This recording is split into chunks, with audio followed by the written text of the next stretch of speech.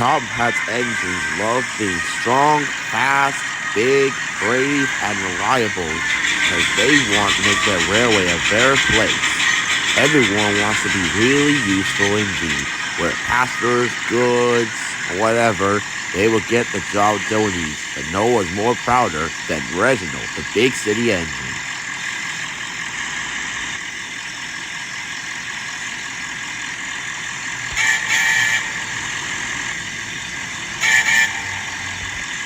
"Watch it, you dockside dingley little engine," he said huffily as Porter pumped next to him.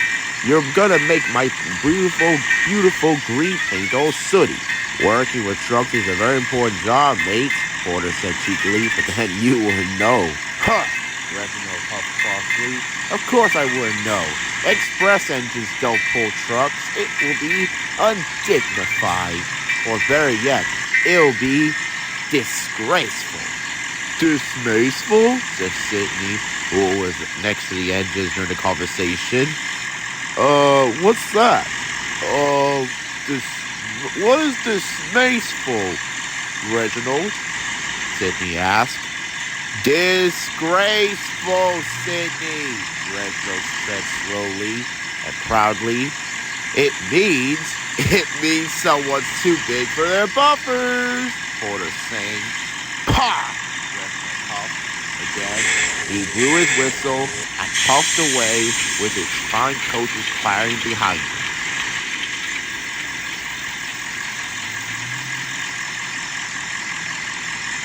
That evening, the yards had become nothing more than full silence.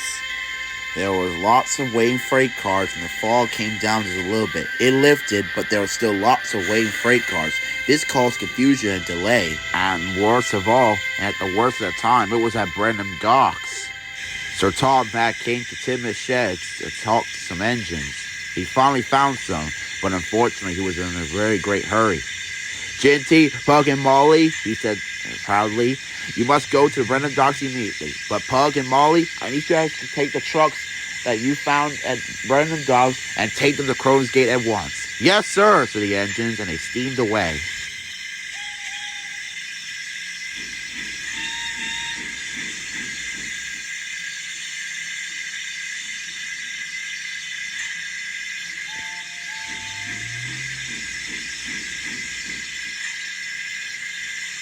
Then the Fat Controller turned to the big city green engine. "You too, Reginald," said the Fat Controller sternly. "Now that Henry is on the mainland, so is Gordon.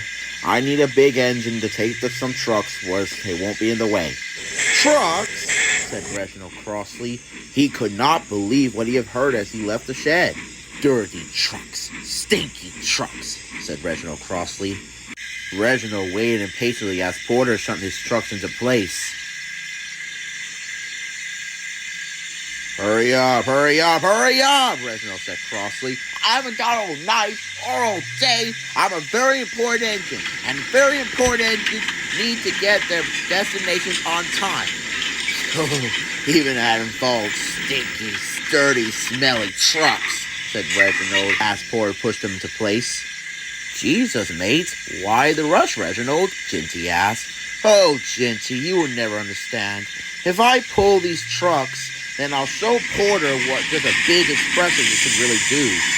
"Careful, mate," Porter chuckled. "You don't want to get too big for your buffers." But Reginald ignored Porter. "Pah!" "Oh, hell yeah," said Ginty. "He's totally screwed." "Indeed," said Porter. The next day, as the morning started to arise, Reginald steamed down the main line out of the Wellswood branch line.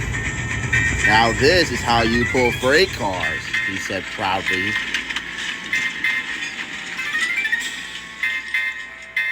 But the signalman, who was drunk after going in the bar with his friends, did not set the points right and forgot to switch the points in the right direction. Reginald rattled through the junction as he went over. "That's strange. I'm on the branch line," he said. "Oh no!" cried the signalman as he finally woke up from his drunkenness. "Express trains, even though the goods train are not supposed to go that way." But it was too late. Reginald had already raced into the distance to carry on with his job.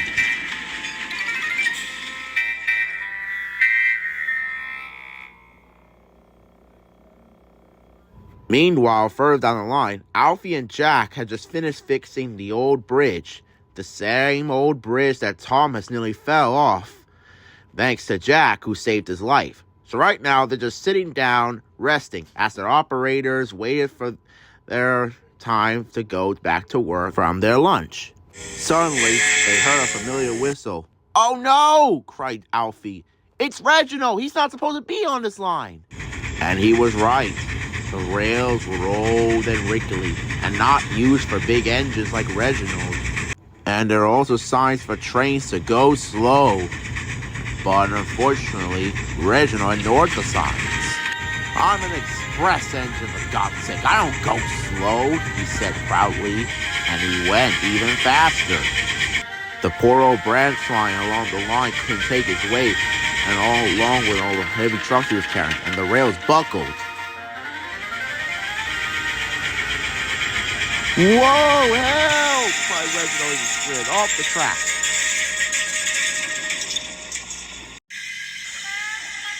No one was hurt, but poor Reginald felt very disgraceful. "Oh, what will the top hat say when he sees about this?" he said sadly. Unfortunately, when he got to the steamworks and with the help by Miguel, he found out soon enough. "Well, Reginald," said the top hat crossly, "you want to show Porter a thing or two, and he's certainly done that. You show him how silly it is to ignore go slow signs. And wow, I never thought it was Gordon who ignored go slow signs. But you, this just takes the cake." "Yes, sir. Sorry, sir," said Reginald sadly, and he let a sad huff as the workman checked him all over. "Hopefully I'll be able to pull my passenger train tonight," he said sadly. "Oh, don't worry," said the Fire Control, "you will. You'll be mended by tonight." "Yes, sir," said Reginald sadly. The next day, after yesterday and last night after he'd been mended, Reginald was repaired and he was able to pull his trains once again. But he felt very, very, very, very sorry himself and refused to talk to anybody, too.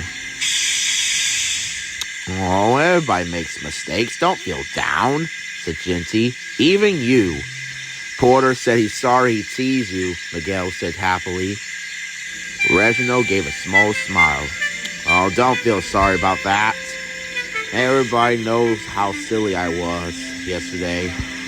And I'm sorry for how I got a little too boastful. I'll try not to be too big for my buffers." That made the other engines smile.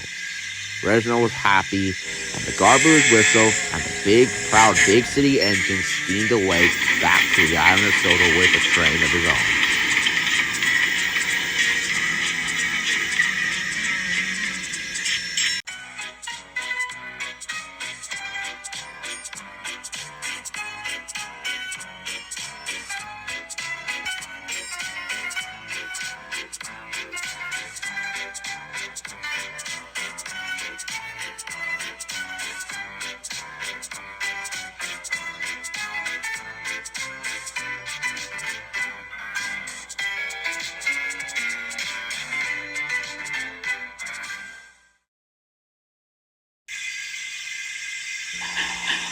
"So he did what now, Miguel?" "Yep, he sure did, Tomar." "Oh my God.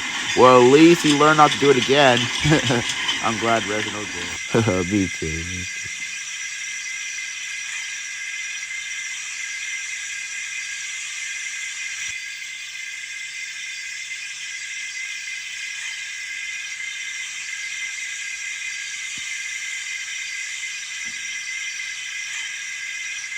"Soon that yellow banana so-called a tank engine will learn not to make a fool out of me.